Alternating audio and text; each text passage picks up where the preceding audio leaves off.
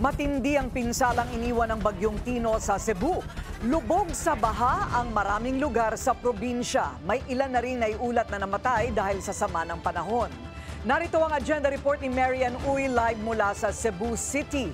Marian, ano na ang latest mula dyan sa syudad? Rina, ayon sa lokal na pamahalaan ng Cebu, 12 na ang naiulat na namatay sa pagpayon ng Bagyong Tino dito sa Cebu. Gabi pa lang bumuhos na ang malakas na ulan sa buong Central Visayas. Cebu na nauna na ang isinailalim sa Typhoon Signal number 2 sa umaga hanggang tumaas sa Signal number 4 sa gabi. Alas 5, patay lahat ng kuryente. Malakas na ang hangin at ulan. Naglandfall na si Tino. Mula alas 5 hanggang alas 7 ng umaga, naramdaman ng mga taga Cebu ang paging si Tino. Mga residente ng Villa del Rio sa Bakayan sa Cebu, humihingi na ng tulong. Lumulutang na ang mga sasakyan. Ang mga residente nasa ibabaw na ng kanilang bahay.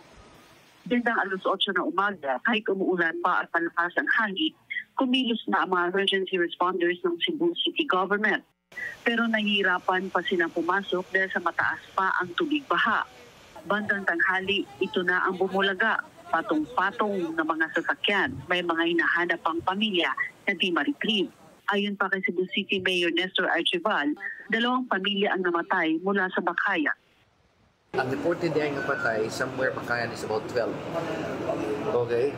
Then naay sa pitos nga naano, I think usa. Tuan na mo nakita sa Talamban. So, retrieve na to, I think mga 55 years old siguro itong lalaki. Kanya, ikuha na to before ko na padungong direct. Ang akong nakitaan sa North District, I think, no, 95% sa mga tao na tilid sa sapa na ano din nilang mga balay.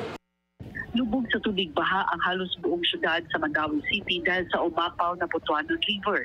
Hindi madaanan ang kalsada patungong Lapu-Lapu City sa Second Bridge. Gayon din ang highway patungong Consolacion at Iluan sa Cebu. Nagtulungan ang mga residente sa may tabing ilog na hilahin ang kalabaw upang di-anorin ang baha. Lubog pa rin sa tubig baha ang highway ng Kotkot-Iluan kahit nakalabas na si Tino kaninang hapon sa Cebu. Habang binabagyo kanina, nasa rooftop ng kanilang mga bahay ang mga residente, naghihintay ng rescue. Sa Talisay City, umapaw rin ang Mananga River kaya ilang kabahayan na nasa tabing ilog inanod. Nagtungo si Governor Pambari 4 kasama ang Alcalde Samsam Julias upang suriin ang sitwasyon. Apektado ng bagyo ang mga barangay ng Biasong at Dublog sa Talisay City. Binisita na rin ng gobernadora ang higit 1,000 individual na nasa evacuation center sa Talisay City. Sa Karkar City, nagtulungan ng kapulisan sa rescue operations. Lubog rin sa tubig baha ang ilang barangay sa Karkar. Inilikas na rin ang mga apektado ng baha sa poblasyon. Wala pa rin kuryente at bagsak ang linya ng komunikasyon pero nakakalusot naman ang signal kaya nakapag-report pa rin tayo ngayon. Karina? Okay, maraming salamat Marian Uy. Nag-uulat ng live mula sa Cebu City.